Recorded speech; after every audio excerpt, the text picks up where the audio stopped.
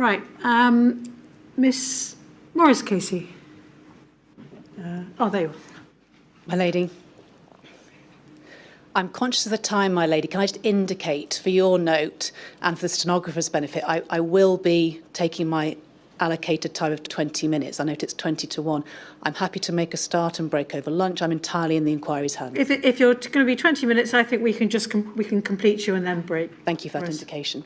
I'd be grateful for a lectern if one's available from the hearing staff. Thank you.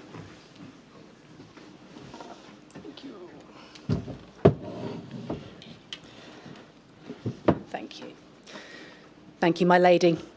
I, alongside Mr Bradley and Mr Weaver, who sits beside me, and my instructing solicitor, Mr Wilcox, represent 3 groups of those who've suffered a COVID vaccine adverse reaction or bereavement. These groups are the UK CV family, the Scottish Vaccine Injury Group, and the Vaccine Injured and Bereaved. All 3 groups have been granted core participant status. And with the time allocated to me, I will first introduce you to these groups. Second, I'll set out why their voices are critical to this inquiry's examination in Module 4. Third, I will amplify our submissions in respect to the provisional scope of Module 4. And my 4th topic will be disclosure to core participants and the instruction of experts. My 5th will be the listening exercise. And my 6th and final topic will be the significant topic of how the inquiry ensures the effective participation of those who've suffered a vaccine adverse reaction or bereavement in both the preliminary stages and in the oral hearings. So first, my lady, may I introduce the 3 groups, representatives of whom sit in court and many are following proceedings online. The UK CV family is the largest support and advocacy group in the UK for those who've lost a loved one or suffered a life-changing adverse reaction to the COVID-19 vaccine. They are run entirely by volunteers, all of whom are vaccine injured or bereaved themselves. They are focused on the needs of UK-based patients, providing help and support and advocacy and actively raising awareness within the British healthcare system, the media and the government. As of August this year, the UK CV family has more than 1,200 members and approximately 20 people join every week. Membership is about 75% female and 25% male, and ages range from 14 to 76 years old. The most prevalent age range is 45 to 54 years old. Membership is limited to those people who've had an adverse reaction from a vaccine. There are also 2 other groups specifically focusing on the needs of those bereaved by the COVID-19 vaccine or caring for those living with the ongoing effects of the adverse reaction. This group has a strict criteria for joining. Those simply curious about vaccines or seeking information for their own agenda are not permitted to join. Vaccine Injured Bereaved UK, or VIB UK, is a group of individuals and families who've either been severely injured or bereaved as a direct and confirmed result of receiving a COVID-19 vaccine in the UK. They are campaigning for the government to reform the vaccine damage payment scheme because in our submission it is both inadequate and inefficient. They also run a support group offering support, guidance and raising awareness of vaccine injury and bereavement. The primary causes of these injuries and deaths are vaccine-induced thrombotic thrombocytopenia or VIT, vaccine-induced vasculitis, stroke, cerebral venous sinus thrombosis and Guillain-Barré syndrome. Survivors are having to cope with the after effects of their injuries, including brain damage and physical disablement, whilst the bereaved are struggling to live without their partners, children or parents. All VIB UK members have a confirmation that their injuries were caused by the COVID-19 vaccine. The Scottish Vaccine Injury Group is a rapidly growing community of Scottish individuals who have either experienced adverse reactions to or who have been bereaved by the COVID-19 vaccine. In a small number of instances, carers have joined the group on behalf of relatives who are too sick to participate. The group currently has over 200 members and has a core participant status in the Scottish Public Inquiry. All members of the group are screened rigorously to ensure that they are adversely impacted.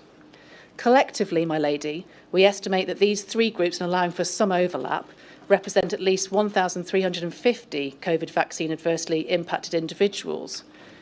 We have no way of knowing exactly the total numbers that have been adversely impacted, but it should be assumed that there are others who have not found a support group yet. May I now turn to why the voices of these groups are critical to your investigation within this inquiry. We represent the families of those who've lost their loved ones due to an adverse vaccine reaction. Lisa Shaw, Stephen Ward, Dr. Stephen Wright, Vicky Spitt's partner Zion, Neil Miller and Lucy Tabarrah lost their lives due to vaccine-induced thrombocytopenia and thrombosis.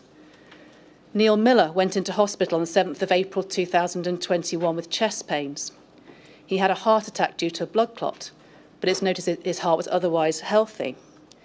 He was discharged after 3 days, even though he could not walk properly.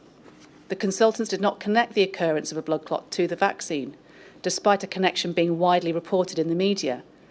Neil was a healthy 50-year-old who played sport and looked after his health. His blood clot should have raised alarm bells. 2 days later, he collapsed and was diagnosed with numerous further blood clots. Whilst in hospital, he became confused and had trouble talking. He underwent an MRI and plasma exchange and was again discharged from hospital. He was at home for only 4 days before he collapsed and passed away.